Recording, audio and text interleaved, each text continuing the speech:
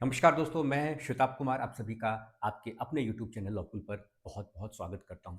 दोस्तों, आज हम लोग इंडियन कॉन्स्टिट्यूशन के कुछ अटमोस्ट इम्पॉर्टेंट एमसीक्यूज़ को सॉल्व करेंगे और जैसा कि आप सभी जानते हैं, अभी आपका सीबीआई, एपीपी और बहुत सारे स्टेट के जुडिशरी के एग्ज़ाम्स अपकमिंग्स हैं। तो उसके लिए आज का यह सेशन बहुत ही ज़्यादा इम्पोर्टेंट होने वाला है। कॉन्स्टिट्यूशन की अगर मैं बात करूं तो लगभग जितने भी स्टेट के जुडिशरी के एग्जाम हैं, चाहे सिविल या जूनियर डिवीजन हो, एपीओ हो या फिर डिस्ट्रिक्ट जज एंट्री लेवल का एग्जाम, उन सभी के सिलेबस का सबसे अगर कोई इंपॉर्टेंट पार्ट होता है तो वह है आपका इंडियन कॉन्स्टिट्यूशन। तो चलिए ज़्यादा देर न करते हुए आज के इस सेशन की हम लोग शुरुआत करते हैं। पहला सवाल है आपका, in which year was the preamble of the Indian constitution amended? वह कौन सा साल है जिस साल में जो संविधान की प्रस्तावना है, प्रियम्बल है, उसमें अमेंडमेंट हुआ था? आपके ऑप्शंस है 1972, पहला ऑप्शन 1972, दूसरा ऑप्शन 1976, तीसरा ऑप्शन 1986, चौथा ऑप्शन 1982।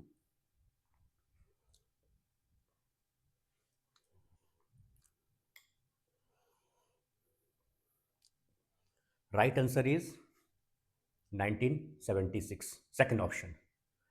देखिए यहाँ पे मैंने साइड में आंसर भी लिख रखा है, ठीक है, आपकी क्लैरिटी के लिए। Option two 1976। The preamble, explanation में हम लोग समझते हैं थोड़ा सा in detail. The preamble has been amended only once, यानी संविधान का जो प्रस्तावना है, प्रियम्बल है, उसको सिर्फ एक ही बार उसमें संशोधन हुआ था। By the 42nd amendment act, 42वां संशोधन के माध्यम से इसमें संशोधन किया गया था 1976 में, ठीक है। This amendment often called the mini constitution, यह जो 42वां संशोधन है ना, इसको मिनी कॉन्स्टिट्यूशन भी कहा जाता है, क्योंकि यह जो इस संशोधन के माध्यम से संविधान में बहुत सारे बदलाव किए गए थे। तो इतना बड़े व्यापक पैमाने पे बदलाव किया गया था कि कहा गया कि इससे तो एक छोटा सा संविधान भी बन जाएगा, इसीलिए इसको मिनी कॉन्स्टिट्यूशन कहा जाता है। तो आपसे सवाल यह भी पूछ लिया जाएगा कि वह कौन सा अमेंडमेंट है जिसे कि हम मिनी कॉन्स्टिट्यूशन के नाम से भी जानते हैं, ठीक है। तो वह है आपका 42वां संशोधन, यानी 42nd अमेंडमेंट एक्ट 1976, ठीक है। इसमें क्या हुआ था कि इसके माध्यम से सोशलिस्ट, सेकुलर एंड इंटीग्रिटी, यह तीन शब्द को जोड़ा गया था, ठीक है, हमारे प्रियम्बल में, संविधान की प्रस्तावना में। It was pass during the emergency period under prime ministership of Indira Gandhi government to align the constitution with social and economic justice goals, ठीक है।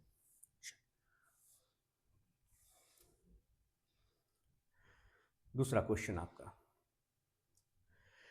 Which of the following is considered an extra constitutional and non-statutory body rather than a constitutional body?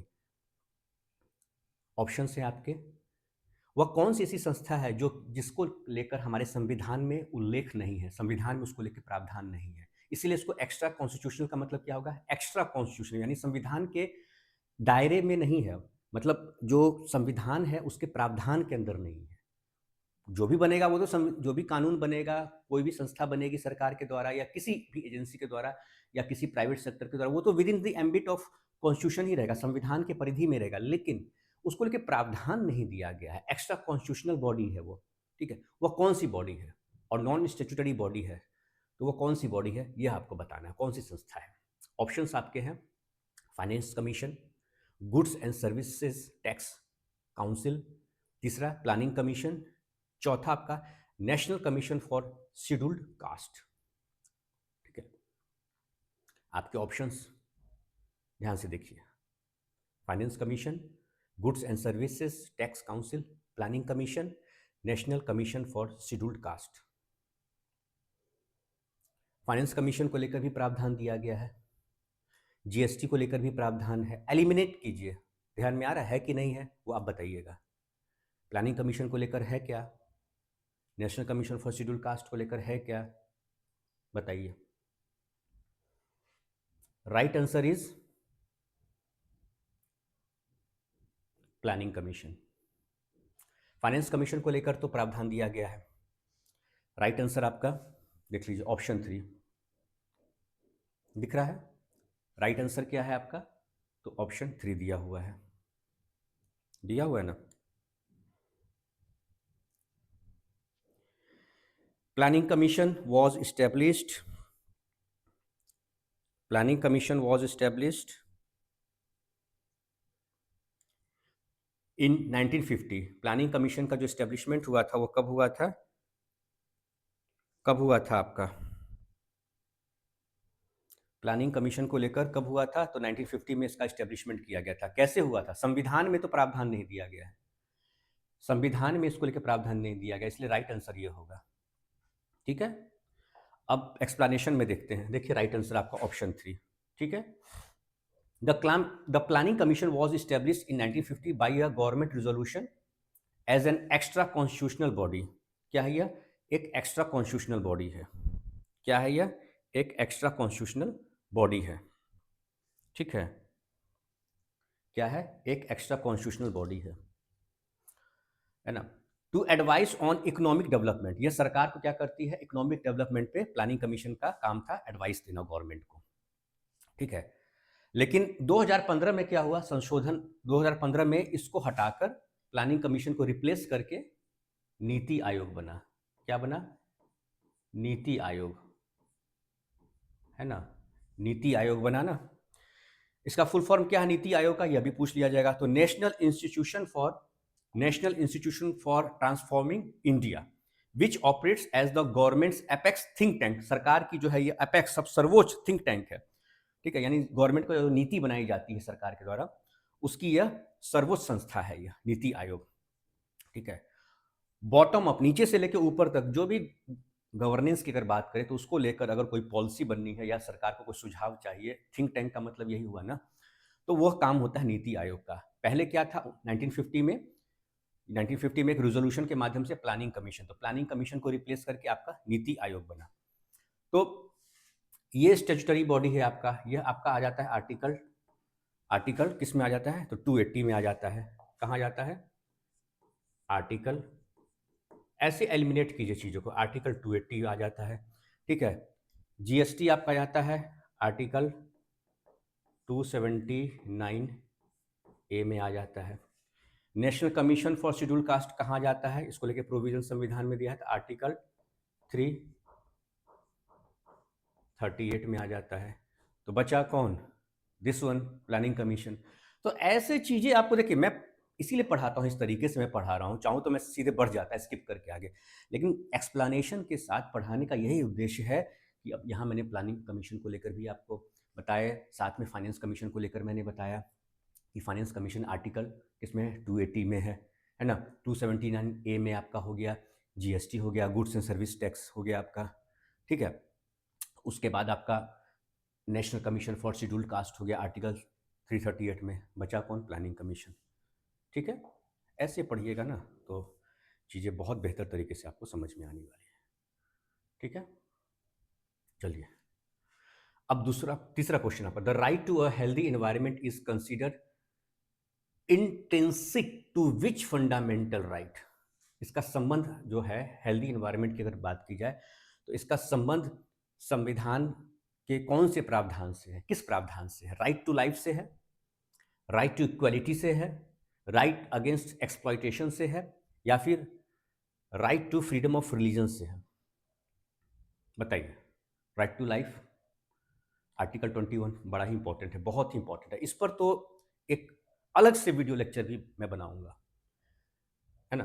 बहुत ही important आपका fundamental right है ये, right to life. ये सभी आपके fundamental rights हैं। तो right to a healthy environment, किसको चाहिए हेल्दी एनवायरनमेंट? मुझे चाहिए, आपको चाहिए, चाहिए ना, हम सभी को चाहिए। तो यह किस चीज़ से जुड़ा हुआ है? हेल्थ हमारे किस चीज़ से जुड़ा हुआ है? ऐसे कनेक्ट कीजिए तो लाइफ से जुड़ा हुआ है, तो हो गया कनेक्ट। ये हेल्थ हो गया आपका हेल्दी, यह लाइफ से जुड़ा हुआ है, तो राइट टू लाइफ है, हो गया। Right option is right to life, यही बात है। चलिए आंसर देख लेते हैं। हाँ ठीक तो है, ऑप्शन 1। क्या है एक्सप्लेनेशन?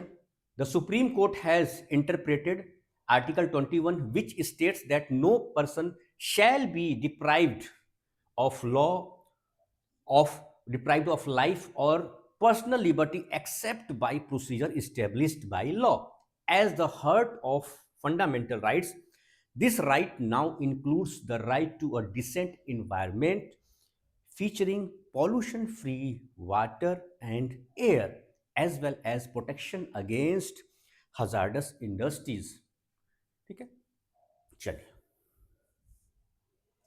चौथा सवाल है आपका, from which countries constitutional from which countries constitution was the federal nature of the Indian constitution adopted.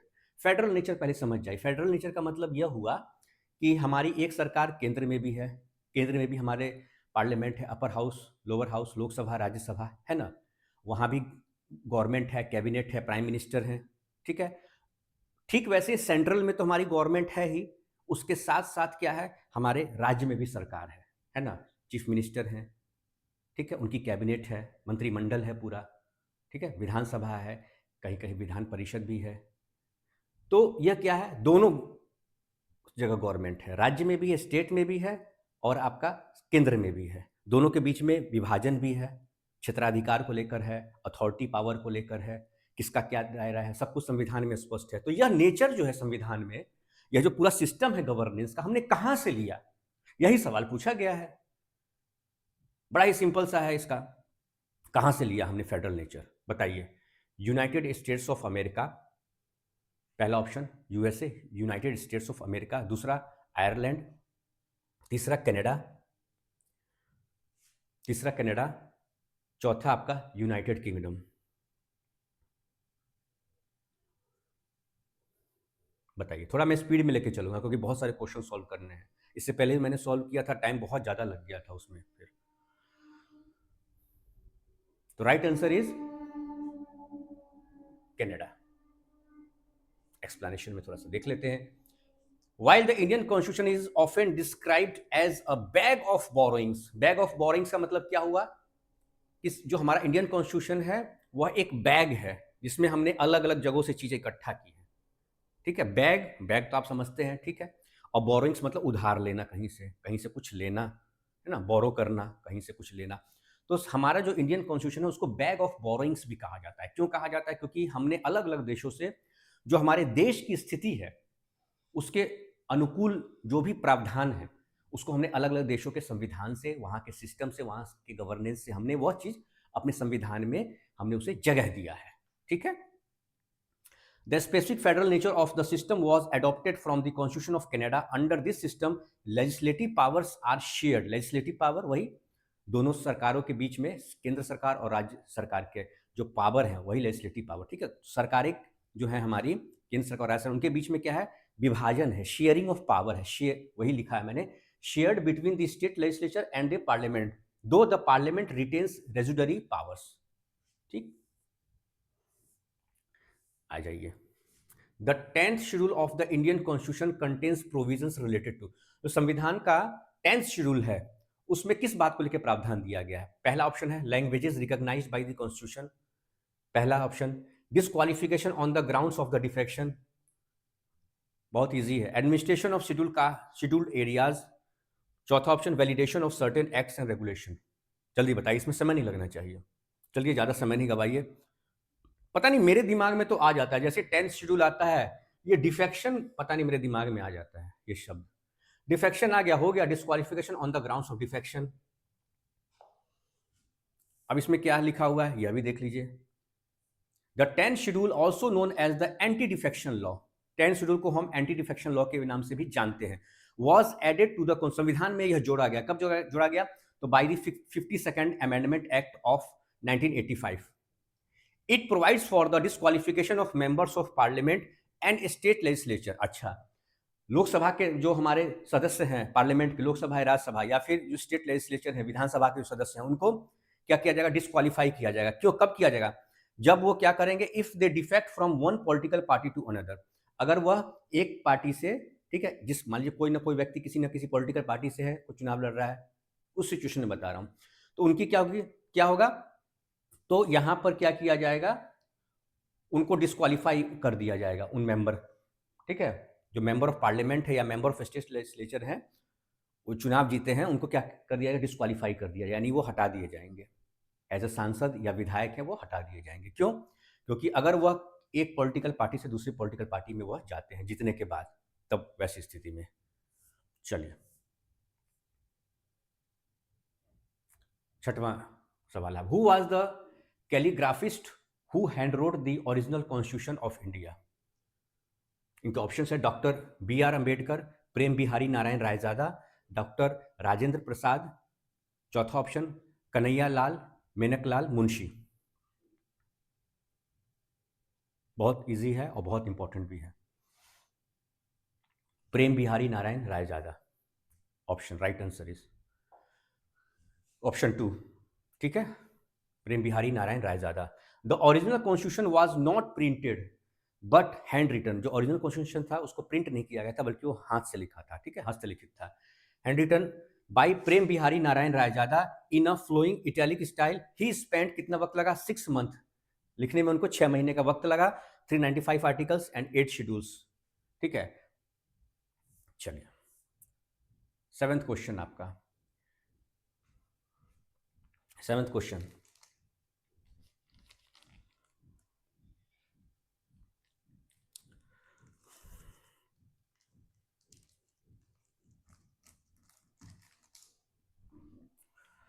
which article of the constitution declares that the supreme court shall be a court of record? Options are article 111, article 129, article 119, article 135। संविधान के किस provision में कहा गया है कि supreme court shall be a court of record? Court of record कहा गया है। Article 129। Right answer is article 129। Yes, option 2। Explanation. Under Article 129, the Supreme Court is designated as a court of record, meaning its acts and judicial proceedings are recorded for perpetual memory and testimony. This status gives the court the legal power to punish for contempt of itself. Contempt की बात होती है ना, court की अवमानना, उसी contempt की बात हुई। तो इसको लेकर कहाँ प्रावधान दिया गया कोर्ट ऑफ रिकॉर्ड का? Article 129। 8th question. Which of the following components of the Indian Constitution is legally enforceable in a court of law? वह कौन सा प्रावधान है भारत के संविधान का जिसको लेकर हम कोर्ट में जा सकते हैं?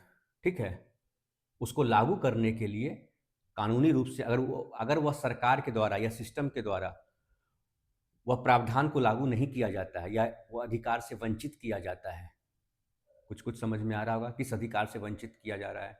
कौन से अधिकार मिले हमें? मिले हैं ना अधिकार, हमें संविधान ने अधिकार दिया है, तो उसके लिए हम कोर्ट भी जा सकते हैं। अगर वो अधिकार नहीं मिलता है, सिस्टम से, गवर्नेंस से अगर नहीं मिलता है, तो उसके लिए हम कोर्ट जा सकते हैं, हाई कोर्ट जा सकते हैं, आप सुप्रीम कोर्ट जा सकते हैं। Preamble first option, second fundamental rights, third option directive principles of state policy, fundamental duties. जल्दी बताइए, तो बहुत ईजी, इसमें समय नहीं बर्बाद करना है। ये फंडामेंटल राइट, मौलिक अधिकार, right to life, personal liberty, ये सब देखे हैं ना, freedom of speech and expression. तो ये सब कुछ क्या है? आपका फंडामेंटल राइट है। यह तो देना ही देना है सरकार को, इसके लिए सरकार मना नहीं कर सकती। प्रीएम्बल क्या है? ये आपका इंट्रोडक्टरी पार्ट है, इंट्रोडक्शन है, संविधान का इंट्रोडक्शन है। फंडामेंटल राइट पूरा स्ट्रक्चर है, पूरा संविधान इसी पर ही निर्भर है। ये नहीं तो संविधान आपका किसी काम का है ही नहीं।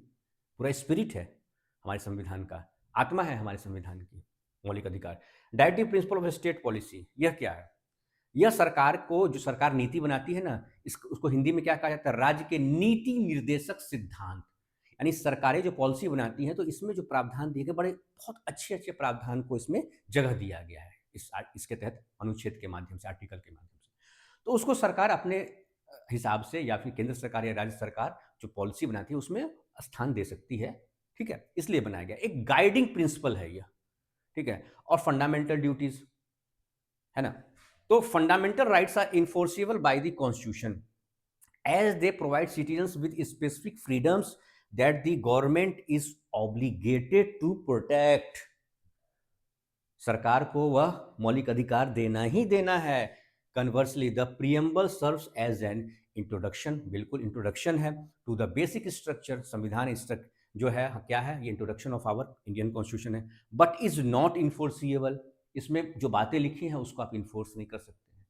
ठीक है, ये क्या है? इंट्रोडक्शन ही तो है। Directive principles are merely guidelines, जो मैंने आपको बताया, for the government, and fundamental duties are moral obligations for citizens neither can be enforced in a court of law. How many total seats? How many total seats in the Lok Sabha are currently reserved for scheduled caste and scheduled tribes? Lok Sabha में वर्तमान में लोकसभा में scheduled caste and scheduled tribes के लिए कितने सीटों को आरक्षित रखा गया है? इन वर्गों के लिए कितने सीट को आरक्षित करके रखा गया है? टोटल सीट्स कितनी है? नंबर ऑफ टोटल सीट्स, यह भी सवाल बनता है तो 543, लेकिन ये टोटल सीट है। आपसे जो सवाल पूछा गया है वो पूछा गया है scheduled caste and scheduled tribes के लिए कितनी सीटों को आरक्षित करके रखा गया है। Right answer is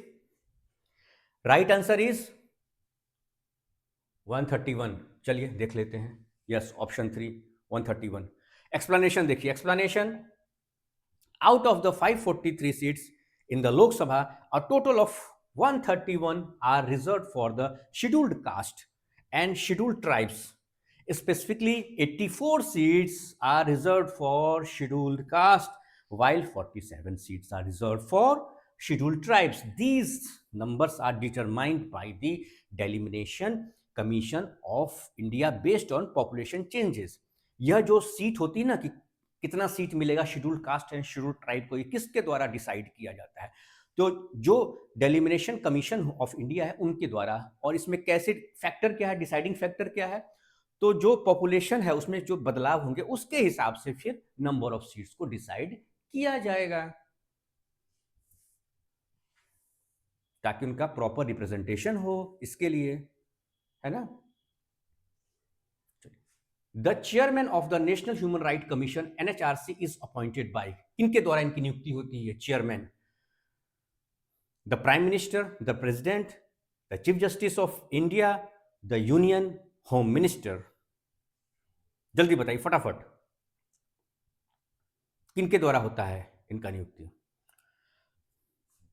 the president of India. Explanation, right answer is yes, option 2। The President of India appoints the chairman of the NHRC National Human Rights Commission based on the recommendations of a specific committee। अच्छा, इनका appointment तो नियुक्ति तो president के द्वारा किया जाता है इनका अपॉइंटमेंट, लेकिन किस वो कमिटी कौन सी है? तो एक कमिटी है, specific committee. This committee includes, इस कमिटी में कौन कौन लोग होते हैं? तो प्राइम मिनिस्टर होते हैं, होम मिनिस्टर होते हैं, स्पीकर ऑफ द लोकसभा होते हैं, deputy chairman of the Rajya Sabha होते हैं, and the leaders of the opposition from both houses होते हैं। The National Human Rights Commission is an independent statutory body established under the Protection of Human Rights Act 1993। इसको लेकर जो प्रावधान दिया गया है ह्यूमन राइट्स एक्ट है 1993, उसको लेकर दिया गया है कि एक चेयरमैन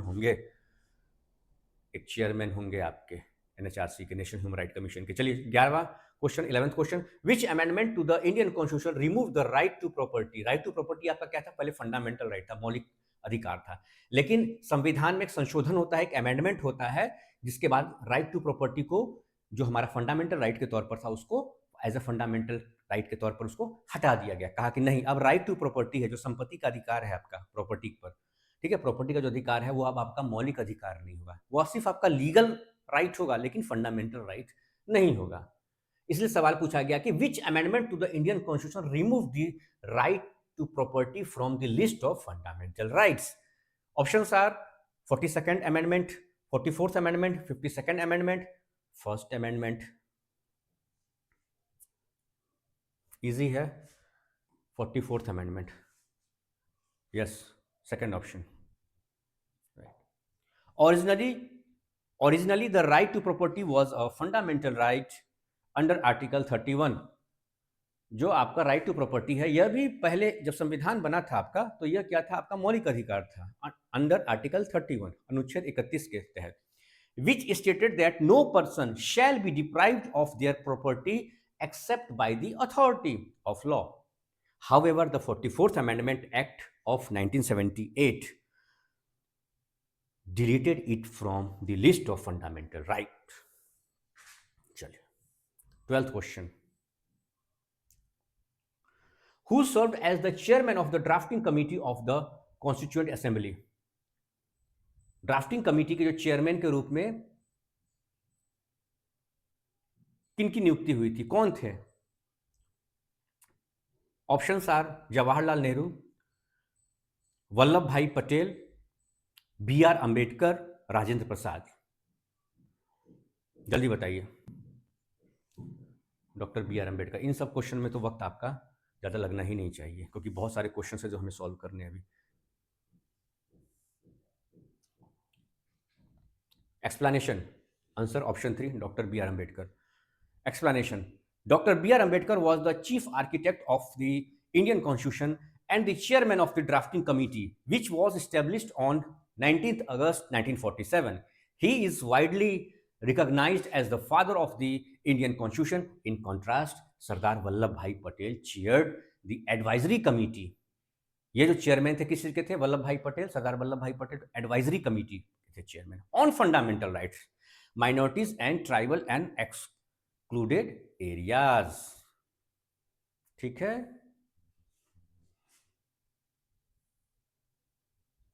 चलिए 13th question, the division of powers between the union and the states into 3 list is founded in which schedule? मैंने बताया था ना कि जो केंद्र सरकार और राज्य सरकार के बीच में डिवीजन ऑफ पावर है, दोनों की शक्तियों की जो बात कही गई है, अथॉरिटी की बात कही गई, उसको लेकर क्या है? डिवीजन है। यही तो फेडरल स्ट्रक्चर है ना हमारे संविधान का, जिसकी बात करते हैं, जो हमने कनाडा के कॉन्स्टिट्यूशन से लिया था ना।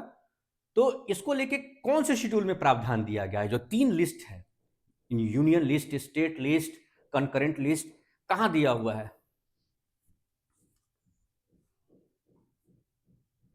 7th schedule. कहां? Right answer is second, yes, option 2। Explanation, the 7th schedule outlines the division of powers between the union and the states through 3 list. पहली लिस्ट 1 क्या है? Union list.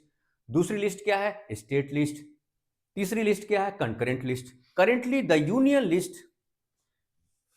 List contains 100 subject. Union जो list है, जो केंद्र सरकार की list बनी हुई है, उसमें क्या है?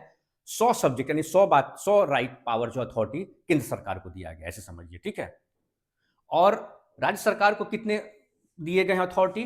कितना है उसमें नंबर ऑफ? ये 61।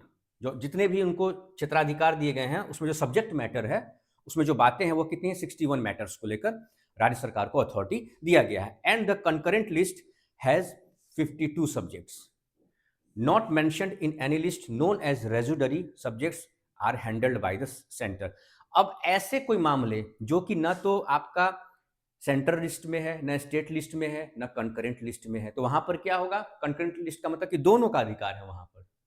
ठीक है, बराबर का अधिकार है। उस पर राज्य सरकार भी बना सकती है, केंद्र सरकार भी बना सकती है, उस पर लेकर कानून नियम, ठीक है, उसको लेकर अथॉरिटी उन दोनों के पास है। लेकिन ऐसे मामले जिनको लेकर तीनों लिस्ट में से कहीं भी उसको लेकर प्रावधान नहीं दिया गया है, उसको कहते हैं रेजुडरी। क्या कहते हैं?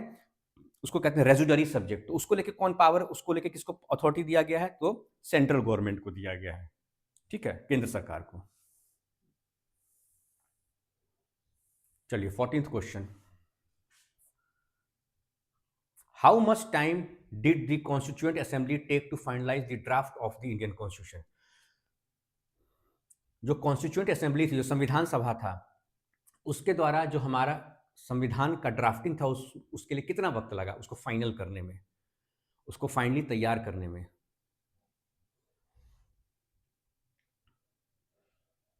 2 साल, बताइए। 1 साल 11 महीने and 18 days, 1 year 11 months and 18 days, 2 years 11 months and 80 days, फिर 3 years 5 months and 10 days, last option 2 years 6 month and 20 days. ये 4 ऑप्शन आपके सामने हैं। Right answer is 2 years 11 months and 18 days, 2 साल 11 महीने और 18 दिन। Yes, option 2 is correct. Explanation, the constituent assembly first met on 9 दिसंबर 1946। जो संविधान सभा की पहली बार जो उसकी बैठक हुई थी, कब किया गया था? 9 दिसंबर 1946। And took exactly 2 years 11 months and 18 days to complete the final draft of our constitution. During the debate and discussion phase, over 2000 amendments were made, before the document was finalized on 26 November 1949.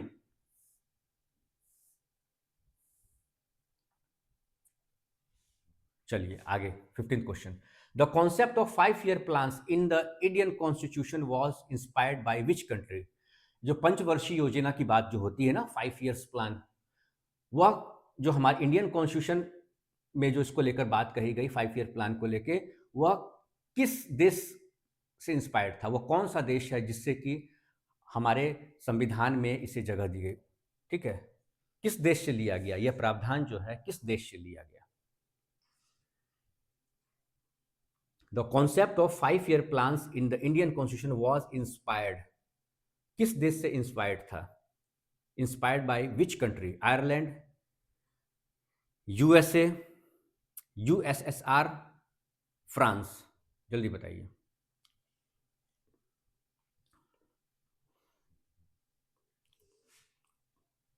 Right answer is USSR. Explanation. India's constitution makers drew inspiration from several global sources. सही बात है, हमने अलग अलग देशों से जो अच्छी बातें थी गवर्नेंस की, उसको हमने अपने संविधान में जगह दिया. Leading to the description of the constitution as a bag of borrowings. बिल्कुल सही बात है. The concept of 5 year plan FYP was adopted from the USSR while the dietary principle of state policy were taken from the. कहाँ से लिया गया directive principle of state policy, तो Ireland से लिया गया. कहाँ से लिया गया, तो आयरलैंड से लिया गया. And the ideals of liberty equality and fraternity came from the French revolution, वो फ्रेंच रिवॉल्यूशन से लिया गया. 16th question. Who was the first temporary chairman of the constituent assembly. हमारे कॉन्स्टिट्यूएंट असेंबली जो संविधान सभा है उसके टेम्पररी, ठीक है, टेम्पररी चेयरमैन कौन थे. परमानेंट चेंबर तो पता है ना, देख रहे हैं. पहले ऑप्शन देखिए, डॉक्टर सच्चिदानंद सिन्हा. दूसरा ऑप्शन डॉक्टर राजेंद्र प्रसाद. इसमें बच्चे कंफ्यूज कर जाते हैं ओवर कॉन्फिडेंस में, बाद में वो गोला गोला आप रंग देते हैं, हो गया एक गोला रंगिए बस सारा गोला का कहानी खत्म. तो जरा गोला गोला जो भरिए तो जरा ध्यान से पढ़िए. Doctor Sachchidanand Sinha, doctor Rajendra Prasad, BN Rao and Jawaharlal Nehru. समय नहीं लगाइए, आसान सा सवाल है. टेम्पररी जो चेयरमैन थे डॉक्टर सच्चिदानंद सिन्हा थे, लेकिन जो फाइनल जब इस पर डिसाइड हो गया कि कौन चेयरमैन रहेंगे इसके, तो वह कौन थे आपके, डॉक्टर राजेंद्र प्रसाद. एक्सप्लेनेशन देख लीजिए. When the constituent assembly, option 1 हो गया. When the constituent assembly first met in December 1946, doctor Sachchidanand Sinha was appointed as the first temporary chairman. Later उसके बाद doctor Rajendra Prasad was elected as the permanent president. ठीक है, finally इनको बना दिया गया permanent president. And Harendra Kumar Mukherjee became the vice president. BN Rau served as the constitutional advisor to the assembly. Constitutional adviser थे हमारे BN राव. ठीक है. Which 3 specific words were added to the preamble by the 42nd Amendment Act? इसको तो हमने देखा था अभी. चलिए जल्दी बताइए इसको. इसमें ऑप्शन पढ़ने की भी जरूरत नहीं है, मुझे तो लगता है. जरूरत है क्या, चलिए पढ़ देता हूं. सॉवरेन, पहला ऑप्शन है सॉवरेन डेमोक्रेटिक रिपब्लिक. दूसरा ऑप्शन है सोशलिस्ट सेकुलर इंटीग्रिटी. तीसरा ऑप्शन है liberty equality fraternity justice freedom. ठीक है. उसके बाद चौथा option justice freedom unity.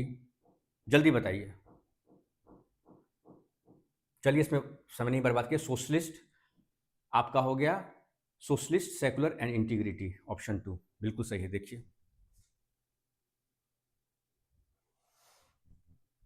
explanation. The 42nd Amendment Act of 1976 added the words socialist, secular and integrity to the preamble. This amendment was passed during the emergency period under the prime ministership of Indira Gandhi. It is often called the mini constitution. वो तो मैंने बता ही दिया. इतना नाम amendment हुआ था, 42वां संशोधन हुआ था, उसमें इतना अमेंडमेंट किया गया था. इमरजेंसी के दौरान किया गया था। कहा गया कि एक छोटा सा संविधान बन जाएगा, इतना संशोधन, इतना बदलाव किया गया था संविधान में, इसलिए इसको मिनी कॉन्स्टिट्यूशन कहा था, because of the extensive changes made to the document. Which document? Our constitution.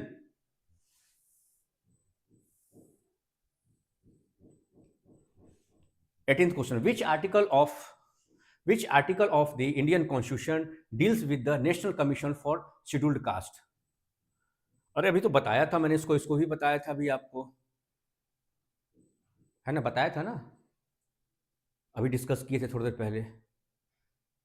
Article 338। चलिए एक्सप्लेनेशन देखिए फटाफट, कंफर्म। ऑप्शन 3 आर्टिकल 338 एक्सप्लेनेशन देखिए। Article 338 provides for the establishment of national commission for the scheduled caste. Article 338 दिमाग में बैठा लिया। 280 क्या था?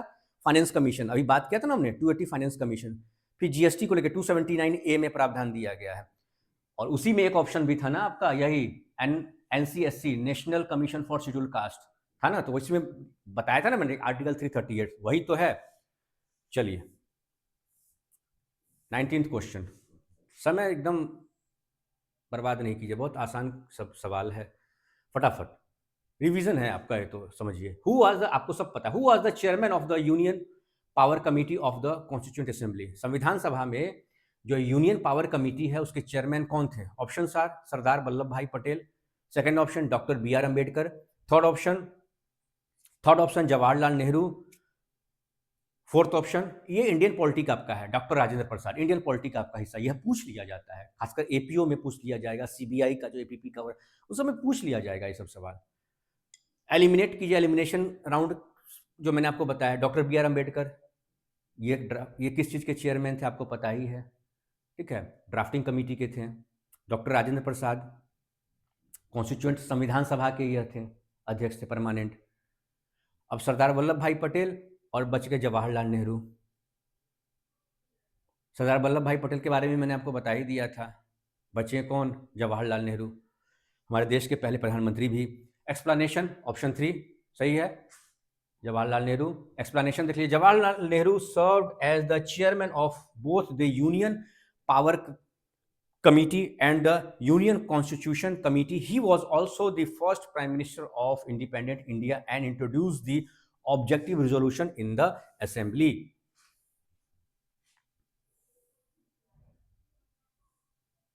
चलिए 20th question, which schedule of the constitution contains the list of 22 recognized language? कौन सा शेड्यूल है जिसमें कि 22 भाषाओं को क्या किया गया है? स्थान दिया गया है 22 भाषाओं को लेकर। 22 recognised language, 7th schedule, 8th schedule, 9th schedule, 6th schedule, बताइए कौन सा शेड्यूल है? ये सब इंपॉर्टेंट क्वेश्चन है, जल्दी बताइए।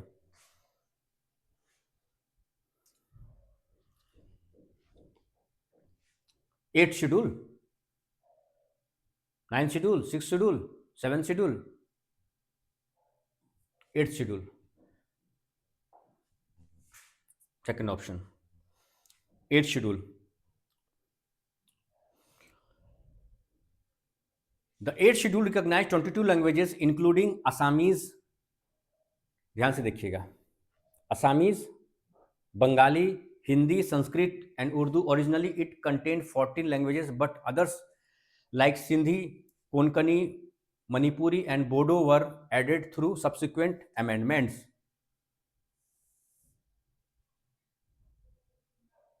चलिए 21वां question, according to the sources how many articles and parts does the Indian constitution currently have?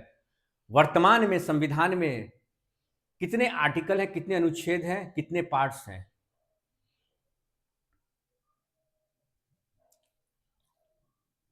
बताइए। जब संविधान बना था ओरिजिनली तब तो 395 आर्टिकल्स थे एंड 22 पार्ट्स थे, है ना, और 8 शेड्यूल था, तो ये तो एलिमिनेट हो गया। 420 आर्टिकल्स एंड 20 पार्ट्स, कहानी नहीं, 20 पार्ट यहाँ पे, जो ओरिजिनली 22 पार्ट था तो यहाँ 20 पार्ट कैसे हो जाएगा? 465 आर्टिकल्स, यहाँ 25 पार्ट्स, बताइए।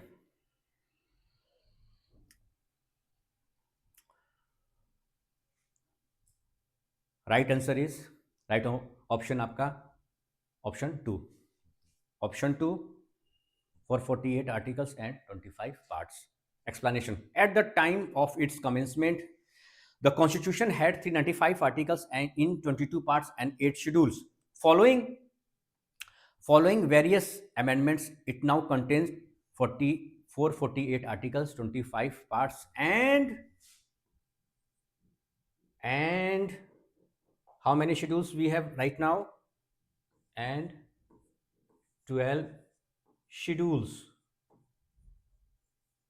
ठीक है, 12 शेड्यूल्स भी हैं हमारे पास. ठीक है, चलिए.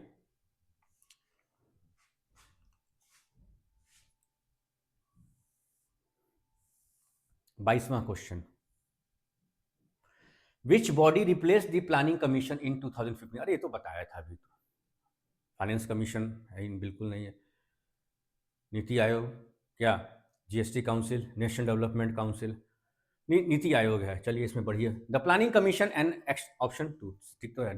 The planning commission and extra constitutional body established in 1950 was replaced by NITI Aayog, national institution for transforming India in 2015 में. Unlike the predecessors which used a top down approach, NITI Aayog operates as a think tank focusing on a bottom up approach and cooperative federalism. ठीक है, चलिए. Think tank government की क्या है? Apex think tank है. कोई भी नीति सरकार को बनानी है, करनी है, तो इस पर जो एडवाइस दिया जाता है क्या? नीति आयोग. ऐसे विचार विमर्श होगा ना, ऐसे तो होगा नहीं, एक आदमी के बस का भी नहीं है. चलिए 23वां question. Which article was described by doctor B R Ambedkar as the soul and heart of the constitution? Which article was described by Dr. B.R. Ambedkar as the soul and heart of the संविधान की आत्मा और उसका हृदय? किस article को कहा गया था doctor B R Ambedkar sir के द्वारा? आर्टिकल 32. क्यों कहा गया? आंसर पहले देख लीजिए. हाँ, option 4 explanation. Doctor B R Ambedkar, the chief architect and father of the Indian constitution, called Article 32 the soul and heart of the Constitution. आपसे सवाल नहीं पूछा जाएगा who said the Indian Constitution as the soul and heart of the Indian Constitution. किसने कहा कि soul and heart of the Indian Constitution is Article 32? किसने कहा? सवाल पूछ लिया जाएगा. तो आंसर क्या होगा? Doctor B R Ambedkar. ठीक है. क्यों कहा गया? This article provides the right to constitutional remedy. ठीक है, संवैधानिक जो उपचार की बात हुई है, यह किस आर्टिकल के द्वारा कहा गया है? तो यह कहा गया है article 32, allowing citizens to move the supreme court for the enforcement of fundamental rights. Supreme court जा सकते हैं. और हाई कोर्ट किस प्रोविजन के तहत? तो आर्टिकल 226. हाई कोर्ट के माध्यम से जाना है अगर आपको इस बात के लिए, तो आर्टिकल अनुच्छेद 226 के तहत. सुप्रीम कोर्ट डायरेक्ट जाइए ना आर्टिकल 32 में. ठीक है. The 9th schedule was added to the constitution by which amendment? 9th schedule जो हमारे संविधान में ऐड किया गया था, वह कौन से अमेंडमेंट? तो 9th बताइए. 42nd amendment, 44th amendment, 1st amendment, 73rd amendment? जल्दी जल्दी.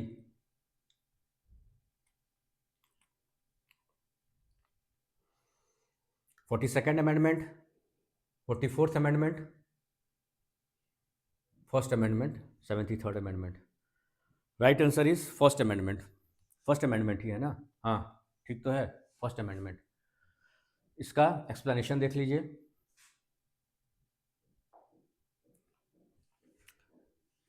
The 9th schedule was added by the 1st amendment in 1951. It was designated to protect laws related to land reforms and the abolition of zamindari system. ठीक है, land reforms की बात हुई थी, भूमि सुधार की बात किया गया था. इसमें 9th शेड्यूल जो है आपका, 9th शेड्यूल ऐसे ध्यान रखिए, ऐसे कनेक्ट कीजिए, समझिए, सुनिए ध्यान से. आंसर तो ठीक है, आंसर जान गए आप. 9th शेड्यूल का जो प्रावधान है वह जोड़ा गया था संविधान में, यानी ओरिजिनल संविधान में नहीं था, लेकिन इसको तुरंत जोड़ा गया. ठीक है, संविधान, देश आज़ाद हुआ था, बहुत सारे सुधार के काम चल रहे थे. ठीक है, तो अंग्रेजों के समय जमींदारी व्यवस्था थी, अपने हिसाब से सब कुछ होता था. तो लैंड रिफॉर्म देखा गया. सबसे पहला अगर कोई सुधार होगा तो वह भूमि को लेकर होगा, क्योंकि हमारा देश क्या है? कृषि प्रधान देश है. तो लैंड रिफॉर्म की बात हुई, तो लैंड रिफॉर्म को लेकर जो प्रावधान जोड़ा गया, जो मूल संविधान था, ओरिजिनल कॉन्स्टिट्यूशन था, उसमें जगह नहीं था। लेकिन 9th शेड्यूल के माध्यम से क्या हुआ, ओरिजिनली कितना शेड्यूल था, 8 शेड्यूल था, एक शेड्यूल बढ़ गया, 9वां शेड्यूल हो गया। ठीक है, तो 9th शेड्यूल ओरिजिनल तो 8 शेड्यूल था, 8 शेड्यूल था, अमेंडमेंट हुआ तो 9वां शेड्यूल आ गया, अस्तित्व में आ गया, संविधान में जोड़ दिया गया। उसमें लैंड रिफॉर्म की बात हुई, भूमि सुधार की बात हुई, और भूमि सुधार के कानून को लेकर बात किया गया, कानून बनाया गया, और उसके बाद जो जमींदारी व्यवस्था थी उसको हटाया गया। ठीक है, उसको एबॉलिश किया गया, है ना।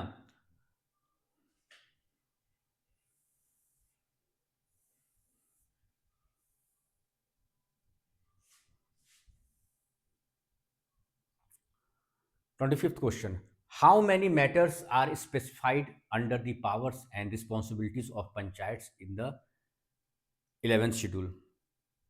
बताइए, how many matters are specified under the powers and responsibilities of panchayat? जो हमारे पंचायत है ना, उसमें जो पावर की बात है, शक्तियों की बात और दायित्व की बात, रिस्पॉन्सिबिलिटी की बात, वो कितने मामले हैं, ठीक है, कितने मामलों को जगह दिया गया, बताइए। Right answer is third, yes, 29 matters. 29 ऐसे मामले हैं जिनको कि स्पेसिफिकली, यानी स्पष्ट रूप से स्थान दिया गया हमारे किस में, तो 11th जो शेड्यूल है, 11th शेड्यूल किस चीज़ से जुड़ा है आपका, पंचायत से जुड़ा हुआ है। तो उसमें दिया गया कि भाई यह जो शक्तियाँ, यह पावर्स दिया गया है पंचायत को, और यह उनकी जिम्मेदारी भी है, यानी शक्तियों के साथ, पावर के साथ साथ उनकी रिस्पॉन्सिबिलिटी भी तय की गई कि उनकी यह जिम्मेवारी होगी। ठीक है, एक्सप्लेनेशन में, the 11th schedule added by the 73rd amendment act. ठीक है, जो हमारे पंचायत को लेकर अगर बात करते हैं तो इसको लेकर प्रावधान दिया गया है 11th शेड्यूल में, और यह कब इसको ऐड किया गया, तो 73rd जो कॉन्स्टिट्यूशनल अमेंडमेंट एक्ट है उसके माध्यम से ऐड किया गया। इसमें 29 matters over which panchayat have powers and responsibility. ठीक है, 29 ऐसे मामले हैं जिसको लेकर कि पंचायत को शक्तियां भी दी गई हैं और रिस्पॉन्सिबिलिटी भी, उनकी जिम्मेदारी भी तय की गई है। टोटल दोनों पावर और रिस्पॉन्सिबिलिटी को मिला के कितना हो गया, कितने मामले हुए, तो 29 मामले हैं ऐसे। In contrast the 12th schedule covers 18 matters for municipalities. लगे हाथ यह भी समझ लीजिए, म्यूनिसिपैलिटी को लेकर कौन से शेड्यूल में प्रावधान दिया गया है, ओरिजिनल कॉन्स्टिट्यूशन में तो नहीं था। ठीक है, नहीं था। 9th शेड्यूल अभी हमने पढ़ लिया, 9th शेड्यूल को लेकर क्या था, लैंड रिफॉर्म और जमींदारी एबोल्यूशन को लेकर था। 9th शेड्यूल को जोड़ा गया संविधान में फर्स्ट अमेंडमेंट के माध्यम से। फिर 73rd अमेंडमेंट के माध्यम से क्या हुआ, तो 11th शेड्यूल को भी जोड़ा गया ना। 10th शेड्यूल क्या था आपका, तो एंटी डिफेक्शन लॉ था, हमने पढ़ा था, दल बदल कानून किस में था, तो 10th शेड्यूल में था। 11th शेड्यूल ऐसे याद कीजिए, 11th शेड्यूल किस बात को लेकर है, तो पंचायत को लेकर है। पंचायत में 29 मैटर्स हैं टोटल। ठीक है, एक शेड्यूल और आगे बढ़िए, क्या है, 12th शेड्यूल। 12th शेड्यूल में किसको लेकर बात है, तो म्यूनिसिपैलिटी, आपका नगर निगम म्यूनिसिपैलिटी हो गई ना, उसको लेकर प्रावधान कहाँ दिया गया है, तो 12th शेड्यूल में दिया गया। कितने मामले हैं, तो टोटल 18 मैटर्स हैं उसमें। इसलिए कहता हूँ क्वेश्चन सॉल्व कीजिए, एक्सप्लेनेशन भी मैं इसीलिए सॉल्व करवाता हूँ, आपको समझाता हूँ। बहुत सारी चीज़ें विजुलाइज होती है, विजुलाइजेशन बहुत ज़रूरी है, चीज़ें आपके सामने आनी चाहिए। तो आपसे सवाल पूछा जाए, क्वेश्चन कुछ भी means. 26th question, the opening words of the preamble we the people. संविधान का जो ओपनिंग वर्ड, पहला ही जो शब्द है, शुरुआत जो संविधान की होती है, we the people of India, तो जो वी द पीपुल की बात है, were inspired by the constitution of which country? किस देश के संविधान से यह प्रभावित है, इंस्पायर्ड है, कहां से हमने यह लिया वी द पीपुल, बताइए। USA, united states of America. थोड़ा मैं तेजी से लेके चलूंगा, ठीक है ना, क्योंकि बहुत सारे क्वेश्चन अभी बाकी है आपके। Option 2, USA, united states of America. Explanation, the preamble to the Indian constitution was inspired by the preamble of the constitution of the united states of America, which also begins with the phrase we the people. वहां के भी संविधान में जो शुरुआत है अगर, तो वी द पीपुल से शुरुआत है, तो उसी से हम लोग भी we the people of India. जो अच्छा लगे उसको सम्मान भी देना चाहिए और उसको स्थान भी देना चाहिए, वही हमारे देश के संविधान ने कहा। इसलिए बैग ऑफ बोरोइंग्स किस देश के संविधान को पूछ लिया जाएगा किस देश के संविधान को बैग ऑफ बोरिंग्स कहा जाता है? इंडिया के संविधान को कहा जाता है। कोई झिझक वाली बात थोड़ी ना, कुछ गलत तो किया नहीं हमने। देखिए थोड़ा तेजी से इसलिए मैं लेके चल रहा हूँ ना, क्योंकि बहुत सारी चीज़ों को सॉल्व करना है, क्वेश्चन भी है, फिर एक्सप्लेनेशन को भी इन डिटेल सॉल्व करना है, तो इसलिए मैं थोड़ा सा तेजी से लेके चलूंगा। चलिए 27वां question, on which date did the constituent assembly adopt the national flag of the union? किस तारीख को जो हमारा कॉन्स्टिट्यूएंट असेंबली था उसके द्वारा देश का जो हमारा तिरंगा है उसको अडॉप्ट किया गया था? पहला ऑप्शन 15 अगस्त 1947, दूसरा ऑप्शन 26 जनवरी 1950, 22 जुलाई 1947, 26 नवंबर 1949। बताइए जल्दी। ये इंडियन पॉलिटी का आपका क्वेश्चन हो जाएगा, ठीक है? ये आपके इंडियन पॉलिटी का हो जाता है, इससे भी सवाल पूछ लिया जाता है। राइट आंसर इज, बताइए जल्दी जल्दी बताइए। 22 जुलाई 1947। तीसरा option, the national flag of the constitution was adopted by the constituent assembly on 22 July 1947। Other national symbols जैसे Jana Gana Mana as the national anthem were adopted. जो जनगण मन, ठीक है, वह कब किया गया था? हमारा जो नेशनल सिंबल है उसमें जनगण मन, तो इसको एंथम जो नेशनल एंथम है इसको अडॉप्ट किया गया था 24 जनवरी 1950। नेशनल एंथम को कब ऐड किया गया था? तो 24 जनवरी 1950 को अडॉप्ट किया गया था, 24 जनवरी 1950 को जनगण मन नेशनल एंथम। और जो हमारा नेशनल फ्लैग था उसको 22 जुलाई 1947 को अडॉप्ट किया गया था।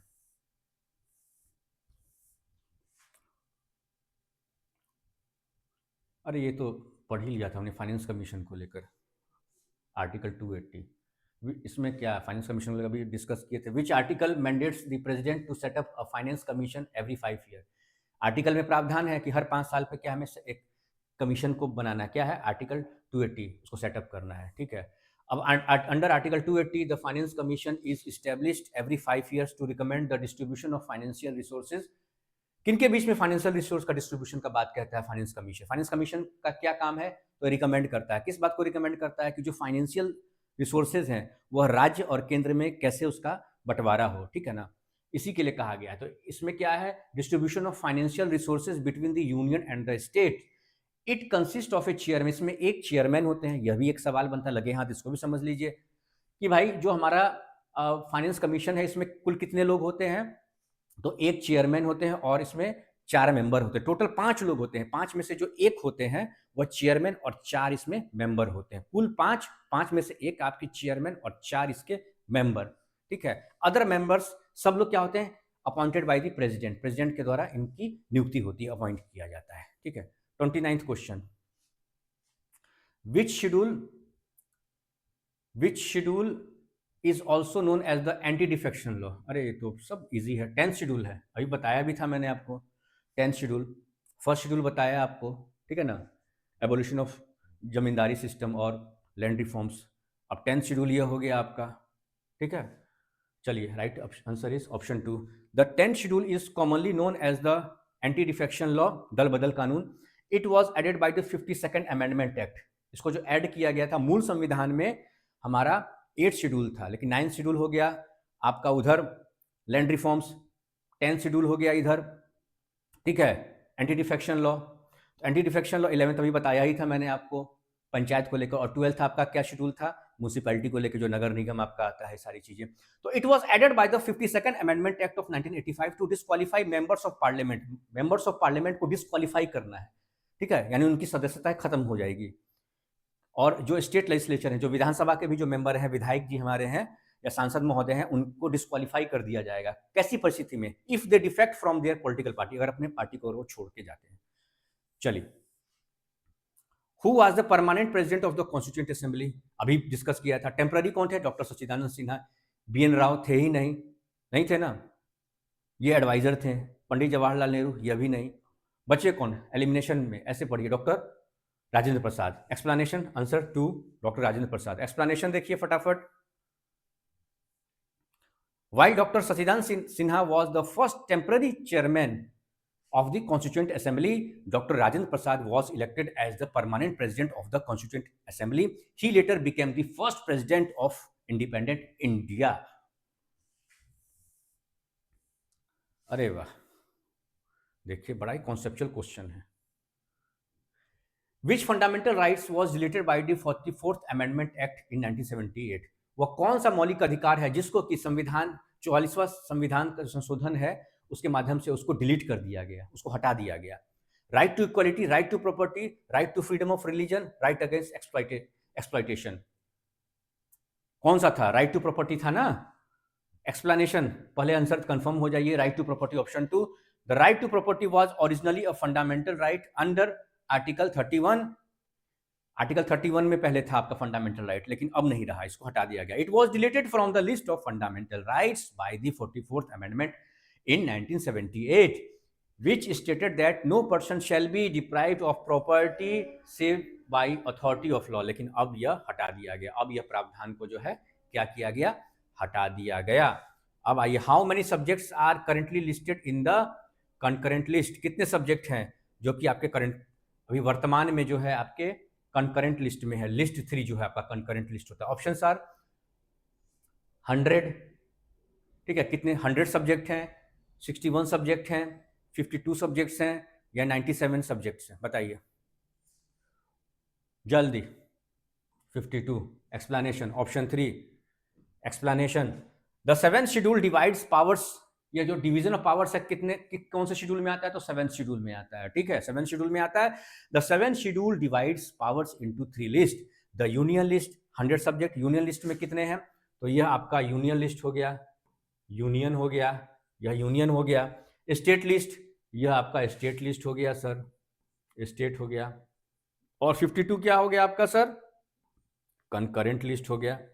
अब इन तीनों लिस्ट के अलावा कोई लिस्ट नहीं है, तो वैसे प्रावधान जो कि इन तीनों लिस्ट में नहीं है वो कहाँ है?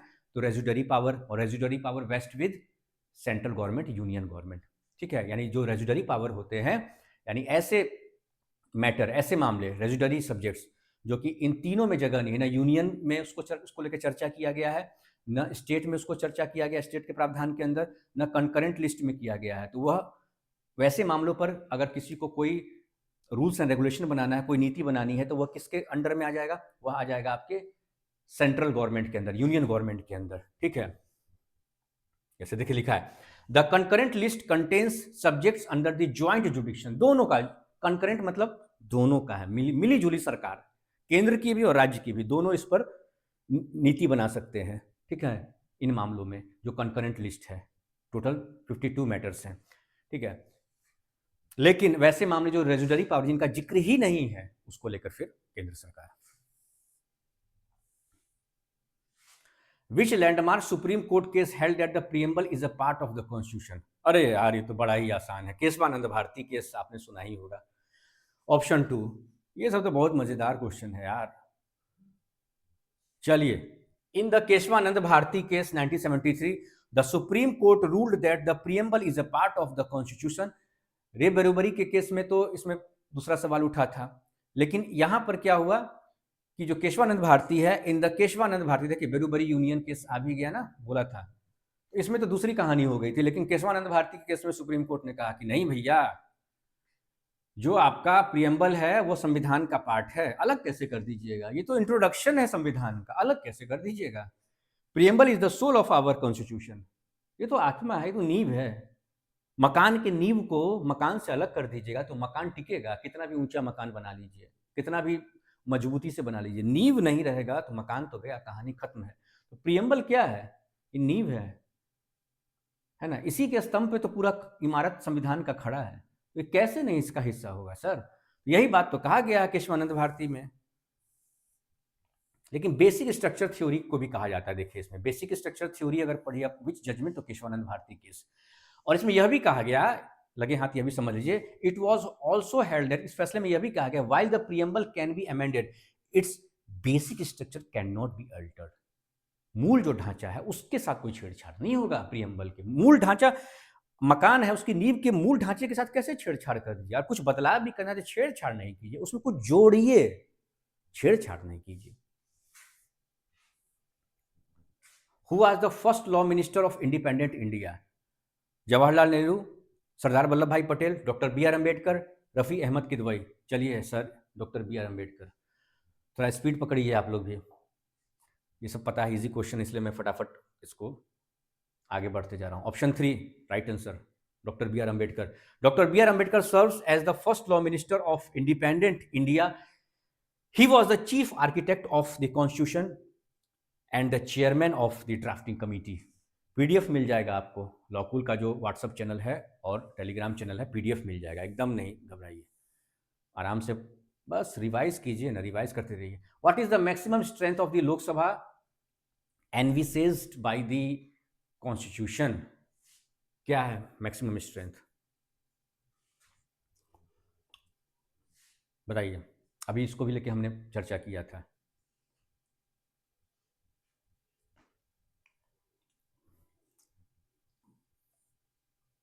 (552). The constitution envisages a maximum strength of 552 members for the Lok Sabha. This includes up to 530 members representing the states and up to 20 members representing the union territories. ठीक है. 36th question. From which country were the dietary principle of state policy borrowed? किस देश से हमने जो राज्य के नीति निर्देशक सिद्धांत हैं, directive principle of state policy, in short इसको डीपीएसपी कहते हैं हम लोग, है ना, कहां से लिया गया था यह प्रावधान, किस देश से लिया गया था? USA, USSR, Ireland, Canada. From which country were the directive principle of state policy DPSP borrowed? USA, USSR, Ireland, Canada.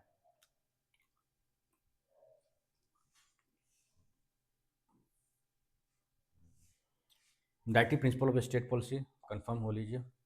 Option 3, directive principle of state policy which represent socio economic rights and guidelines for the government. ये राज्य के नीति निर्देशक सिद्धांत है, ये guiding factor है, ठीक है ना. Were borrowed from the constitution of Ireland.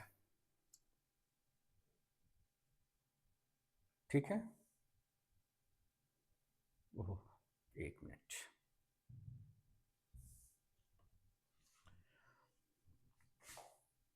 हम लोग कौन से क्वेश्चन नंबर पे थे?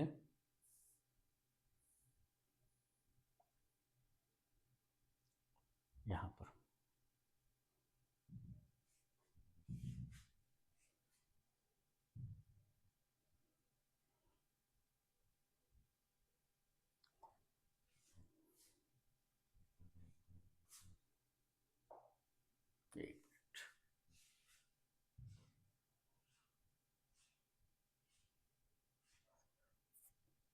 अब from which country were the, ध्यान देखिएगा इधर,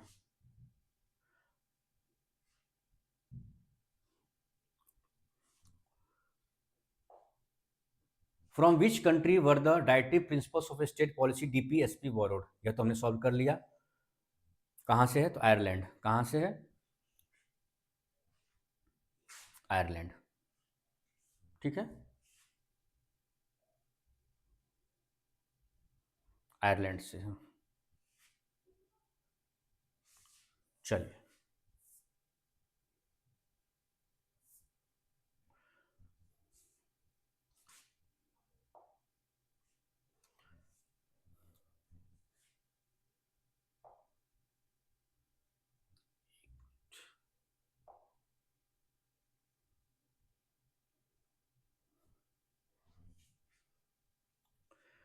आयरलैंड हो गया. उसके बाद फिर 37th क्वेश्चन आपका, फ्रॉम विच कंट्री, ध्यान से देखिएगा, from which country did the constitution, एक मिनट ये थोड़ा सा इसको मैं देख लेता हूँ. Yes, from which country did the Indian constitution border the concept of fundamental right. किस देश से हमने लिया था? आयरलैंड से. तो हमने डीपीएसपी की बात करी ना. ये ऑप्शन है United kingdom, United states of America, USSR, और चौथा ऑप्शन आपका आयरलैंड. आयरलैंड से तो हमने डीपीएसपी की बात की थी, राज्य के नीति निर्देशक सिद्धांत, directive principle of state policy. अब यूनाइटेड किंगडम, यूएसएसआर और यूनाइटेड स्टेट्स ऑफ अमेरिका, जल्दी बताइए. Right answer is United states of America, option 2. Explanation, The fundamental rights in the Indian Constitution were adopted from the American Constitution. These rights provide citizens with specific freedoms that the government is mandated to protect. यह तो सरकार को यह अधिकार देना ही देना, इसे वंचित कीजिएगा तो कहाँ जाइएगा? सुप्रीम कोर्ट सीधे जा सकते हैं आर्टिकल 32 में, नहीं तो हाई कोर्ट जाइए 226 में। ठीक है। 38th question, the directive principle of state policy DPSP were inspired by the constitution of, यह तो हमने अभी सॉल्व किया ही था ना, आयरलैंड है ना आपका आयरलैंड। चलिए इसमें ज़्यादा वक्त नहीं बर्बाद करना है। The ideals of liberty, equality and fraternity found in the preamble were taken from which revolution? किस रिवॉल्यूशन से हमने जो हमारे प्रियम्बल में जो जगह दिया, लिबर्टी की बात की हमने, इक्वलिटी की बात की हमने, एंड फ्रेटर्निटी की बात की, जो हमारे प्रियम्बल में, हमारे संविधान की प्रस्तावना में है, जिसे हम introduction of our Indian constitution भी कहते हैं, वह हमने कहाँ से लिया, किस रिवॉल्यूशन से लिया? Russian revolution, American revolution, French revolution, industrial revolution. तो फ्रेंच रिवॉल्यूशन बड़ा ही पॉपुलर था ना, उसी में तो यही सब बात किया गया था। स्टैचू ऑफ लिबर्टी याद आया? स्टैचू ऑफ लिबर्टी कहाँ का है भाई? फ्रेंच रिवॉल्यूशन, कनेक्ट कीजिए ना इसे, statue of liberty. The ideals of liberty, equality and fraternity in the preamble are taken from the French revolution which also serves as the French national motto. Which of the following components was inspired by the USSR? वो ऐसा कौन सा component है ना, जो कि जो प्रावधान, ऐसा कौन सा प्रावधान है जो कि हमारे हमारे संविधान में जिसे जगह दिया गया है, या जिसे आप यहाँ पर देख पा रहे हैं ऑप्शंस में, वह इंस्पायर्ड है आपके कहाँ से? यूएसएसआर से। फंडामेंटल राइट, इसको संविधान में जगह दिया गया, 5 ईयर्स प्लान है ना, पंचवर्षीय योजना, पार्लियामेंट्री सिस्टम, ये सारे सिस्टम, उसका फेडरल सिस्टम, ये सब जो बातें हैं, यह कहाँ के, जो किस देश, ये यूएसएसआर से, इनमें से कौन सा प्रावधान इंस्पायर्ड है? बताइए।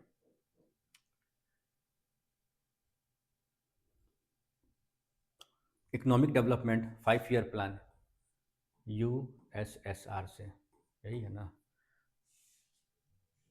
हाँ, option 2 5 year plan. The concept of 5 year plan FYP which guided India's economic development for decades was taken from the USSR. Which feature of the Indian preamble was inspired by the United States?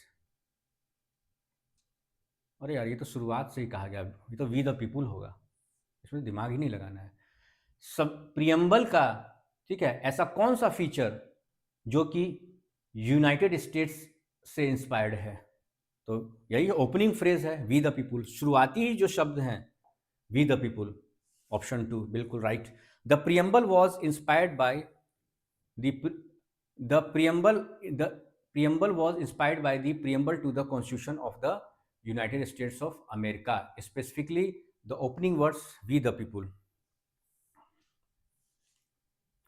Under Article 21, which of the following is not currently included in right to life? Article 21 क्या कहता है? तो right to life and personal liberty की बात करता है ना।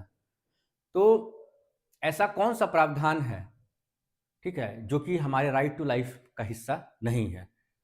Right to privacy है, ठीक है, राइट टू शेल्टर, फिर right to property, right to free legal aid. जल्दी बताइए। राइट टू प्रॉपर्टी को तो हटा ही दिया गया था, तो फंडामेंटल राइट में है नहीं, बस यहीं पे तो दिमाग लगाइए। आर्टिकल 31 में था ना पहले ये right to property, 44th constitutional amendment act के बाद इसको हटा दिया गया। तो क्या है? While article 21 a right to life has been expanded by the Supreme Court to include the rights to privacy, shelter, health and free legal aid, है ना? The right to property was deleted as a fundamental right by the 44th Amendment in 1978. अभी हमने इस पे चर्चा ही किया था ना, इस पे कि इसको डिलीट कर दिया गया 44th अमेंडमेंट एक्ट 1978 के माध्यम से। 43rd क्वेश्चन, आज इसको कंप्लीट कर देते हैं पूरा। Which body is described as the apex think tank of the government of India and is extra constitutional body? अरे है ना, अपेक्स थिंक टैंक जो है कौन सा है? एक्स्ट्रा कॉन्स्टिट्यूशनल बॉडी, याद कीजिए ना, फाइनेंस कमीशन तो बता ही दिया था आपको, NITI Aayog, GST council, national commission for schedule, finance commission article 280 था, जीएसटी 279A में था, national commission for schedule cast 338 में था। बचा क्या? नीति आयोग बचा ना, बचा ना नीति आयोग। तो नीति आयोग कब आया था यह भी देख लीजिए, 2015 में आया था। नीति देखिए, ऑप्शन देख लीजिए, option 2, NITI Aayog national institution for transforming India replaced the planning commission in 2015। ठीक है, प्लानिंग, इससे पहले क्या था? प्लानिंग कमीशन था आपका, प्लानिंग कमीशन को रिप्लेस करके यानी उसको हटा के कौन सा आया? नीति आयोग आया, 2015 में आया। It acts as an extra constitutional body. जब भी पूछे एक्स्ट्रा कॉन्स्टिट्यूशनल बॉडी, दिमाग मत लगाइए, नीति आयोग चुपचाप 2015 में आया था यह। And the governments apex think tank focusing on a bottom up approach and cooperative federalism. चलिए, who first proposed the idea of a constituent assembly for the India in 1934? पहली बार किनके द्वारा जो यह कॉन्स्टिट्यूएंट असेंबली का जो आइडिया था या जो सोच था कॉन्स्टिट्यूएंट असेंबली का, वो पहली बार किनके द्वारा प्रपोज किया गया था? पहली बार option are Jawaharlal Nehru, M N. Roy, B R. Ambedkar, Mahatma Gandhi. जल्दी बताइए।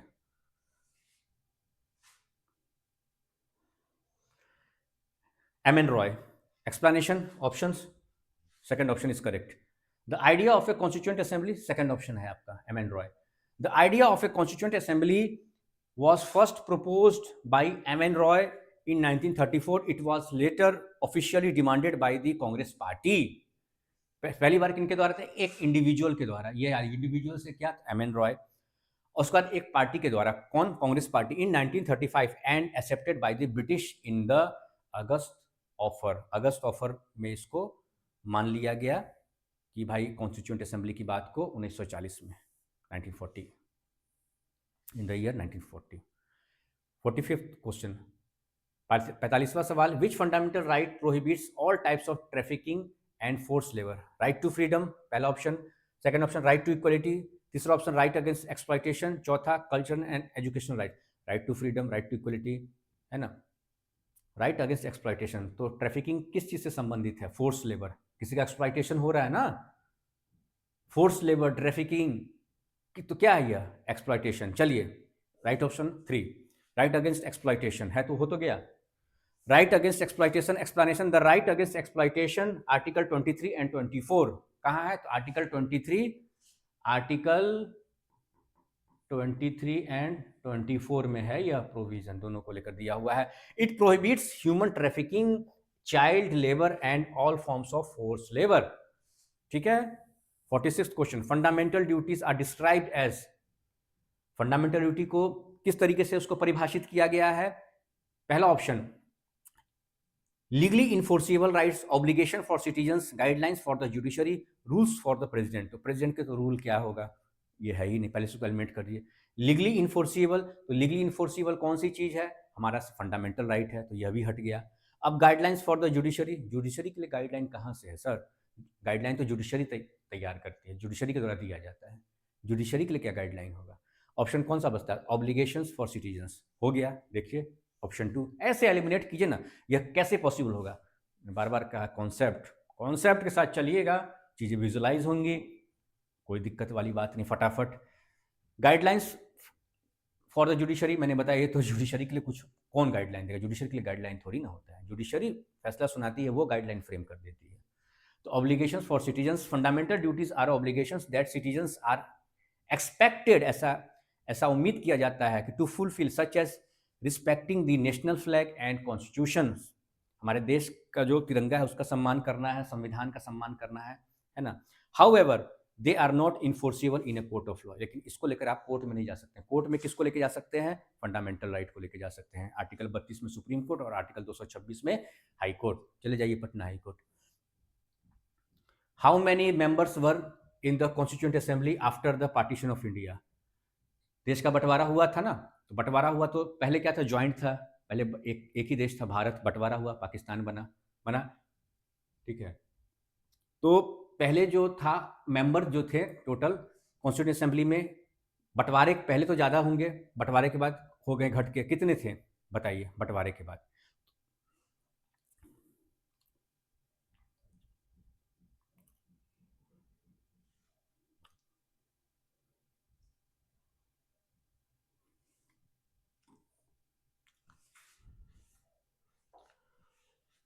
Option 2 explanation. Initially the assembly had 289 members. शुरुआत में क्या था? 289 थे टोटल, 389 सॉरी 389, ठीक है। उसके बाद 299 जब बंटवारा हुआ तो कितने हुए? Some members went to Pakistan. उसमें से क्या हुआ? पार्टीशन हुआ। पार्टीशन के बाद कुछ मेंबर क्या हो? पाकिस्तान चले गए पाकिस्तान। तो उन नंबर घट के संख्या कितना? तो आपका हो गया 299। कितना हो गया? तो 299 हो गया, ठीक है। 299 हो गया घटकर 389 नहीं रहा, सब चले गए, भाग गए यहाँ से, है ना।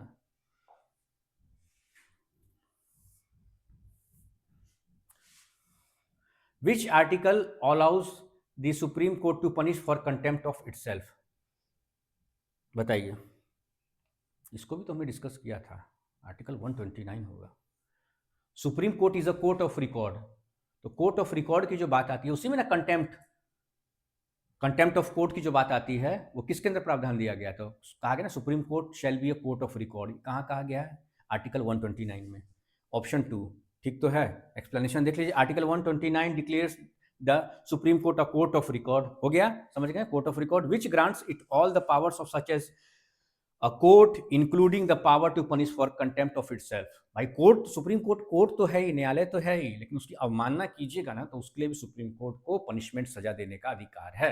और इसको लेकर प्रावधान दिया गया है आर्टिकल 129 में, अनुच्छेद 129 में, 129, ठीक है।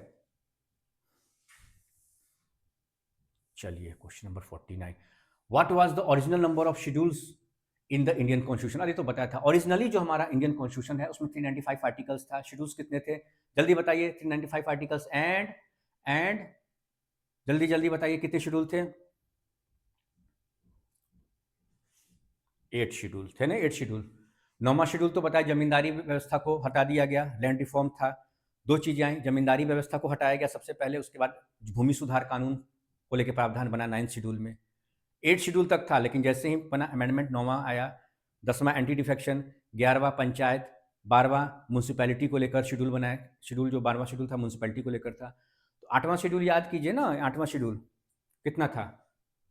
ऐसे करिएगा तब ना याद होगा sir. At the time of its commitment the Indian constitution contain 395 articles and 8 schedule. It has since grown into include 12 schedules.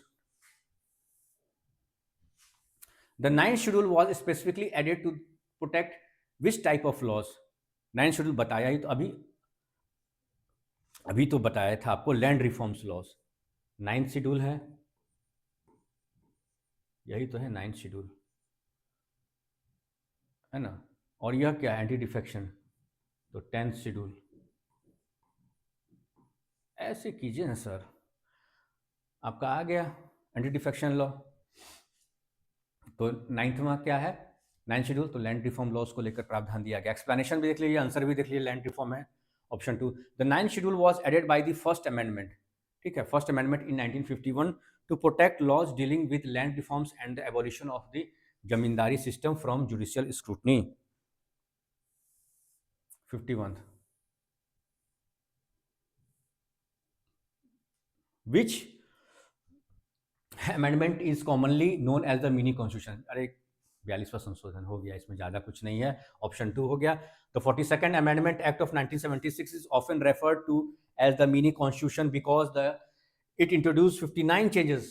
59 changes किए गए संविधान में, और इतने बदलाव हुए ना कि कहा गया कि भैया एक मिनी कॉन्स्टिट्यूशन बन जाएगा, छोटा सा संविधान बन जाएगा देश के लिए। इतना बदलाव हुआ, most comprehensive in the national history. इतना चेंज किया गया, 59 चेंजेस किए गए हमारे संविधान में। Who was the chairman of the advisory committee on fundamental rights and minorities? कौन थे? कौन चेयरमैन थे advisory committee on fundamental rights and minorities? Doctor B R Ambedkar, Sardar Vallabh Bhai Patel, Jawaharlal Nehru and doctor Rajendra Prasad. बहुत इंपॉर्टेंट है इंडियन पॉलिटी का, जल्दी बताइए। Doctor B R Ambedkar, Sardar Vallabh Bhai Patel, Jawaharlal Nehru, doctor Rajendra Prasad. Right answer is, जल्दी बताइए। सरदार वल्लभ भाई पटेल। एक्सप्लेनेशन कंफर्म हो लीजिए। Option 2, Sardar Vallabh Bhai Patel chaired the advisory committee on fundamental rights, minorities and tribal and excluded areas. He was also India's first home minister and deputy prime minister. देश के पहले कौन थे, गृह मंत्री कौन थे और डेप्टी उप प्रधानमंत्री कौन थे? उप प्रधानमंत्री को लेकर संविधान में कोई जिक्र नहीं है, ठीक है, लेकिन होम मिनिस्टर पहले थे। यह बात ध्यान में रखिएगा। What is the current number of subjects in the union list? 100 है ना सर? तीसरा ऑप्शन है तो ठीक तो है, थर्ड ऑप्शन 100 है। अभी सबको 61 कहाँ है? तो स्टेट लिस्ट में है ना? चलिए, कितना चलिएगा, ओरिजिनली 97 था, बढ़ा के उसको 100 कर दिया गया। Which amendment added the words socialist and secular to the preamble? कौन से अमेंडमेंट से हुआ था? तो 42nd अमेंडमेंट से हुआ था 1976, ठीक है। The word socialist and secular along with integrity, साथ में इंटीग्रिटी भी जोड़ा गया था। कौन सा शब्द जोड़ा गया था? सोशलिस्ट सेकुलर के अलावा इंटीग्रिटी, 42वां संशोधन जोड़ा गया था। Were added to the preamble by the 42nd amendment act of 1976। Seventh schedule divides legislative powers between the union and states into how many list? बताइए। 3 लिस्ट है ना आपके 7th शेड्यूल में, लिस्ट 1, लिस्ट 2, लिस्ट 3। ऑप्शन बताइए। The 7th schedule provides for A division of, answer पता ही होगा, explanation पढ़िए। Powers through 3 list, the union list, state list and the concurrent list. Union list स्पष्ट है, केंद्र सरकार के पास है, ठीक है। 100 इसमें मामले हैं, ठीक है। 61 मैटर्स हैं स्टेट लिस्ट में, है ना। एंड द कंकरेंट लिस्ट यानी ज्वाइंट जुडिशन, दोनों का इसमें अधिकार है। तो टोटल कितने लिस्ट हो गए? तो 3 लिस्ट हो गए 7th शेड्यूल के अंदर जो लिस्ट की बात होती है। Which body investigate matters relating to the, वह कौन सी बॉडी, कौन सी संस्था है जो कि इन्वेस्टिगेट करती है किस तरह के मामले को लेकर? तो relating to the safeguard provided for schedule caste. Planning commission, national commission for schedule caste, दिख ही रहा है आपको क्या होगा, फाइनेंस कमीशन होगा कि NHRC होगा, तो national commission for schedule cast होगा। यहाँ पर क्या होगा? आर्टिकल 338 में इसको लेकर प्रावधान दिया गया। कहाँ पर? यहाँ लिख देता हूँ, दिखेगा आपको, आर्टिकल 338। थोड़ी देर पहले इसको हमने क्वेश्चन सॉल्व करते वक्त समझा भी था। The national commission for schedule cast NCSC established under Article 338 is responsible for monitoring all matters relating to the safeguards of scheduled caste and inquiring into specific complaints. वाह, बहुत शानदार रहा, बहुत शानदार रहा आज का यह सेशन। देखिए, मैं बार बार कहता हूं, एक्सप्लेनेशन जो लिखने का उद्देश्य, और सारे क्वेश्चन MCQ है ना, और इसका PDF आपको मिल जाएगा, और बिल्कुल तैयारी कीजिए। और अभी आपका CBI जो APP का है उसका क्वेश्चन है, बहुत सारे स्टेट के जुडिशरी के आपके एग्जाम्स हैं, CBI APP का तो आपका चल ही रहा, होने वाला ही है। तो एकदम मेहनत कीजिए, और कॉन्सेप्ट के साथ आप जब पढ़ेंगे ना, रटने से कोई कुछ नहीं होने वाला है। मैं तो इसके फेवर में भी नहीं रहता हूँ MCQ के, लेकिन चूँकि कुछ बच्चों का डिमांड था कि सर MCQ भी आप सॉल्व करवा देते तो थोड़ा सा एक रिवीजन हो जाता, तो मैंने कहा नहीं, सिर्फ MCQ ही नहीं, उसका एक्सप्लेनेशन भी रहना ज़रूरी है ना, क्योंकि तैयारी तो हमने भी करा है। मान लीजिए आप मेरे साथ साथ देखिए, तो मुझे रटवाना थोड़ी ना है, रटवाना नहीं है, आपको विजुलाइज करवाना है, इसलिए मैं एक्सप्लेनेशन भी लिखता हूँ।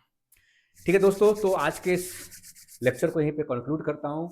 कोई सवाल होगा तो सवाल ज़रूर पूछिए, आप सवाल पूछते हैं तो मुझे बहुत अच्छा लगता है।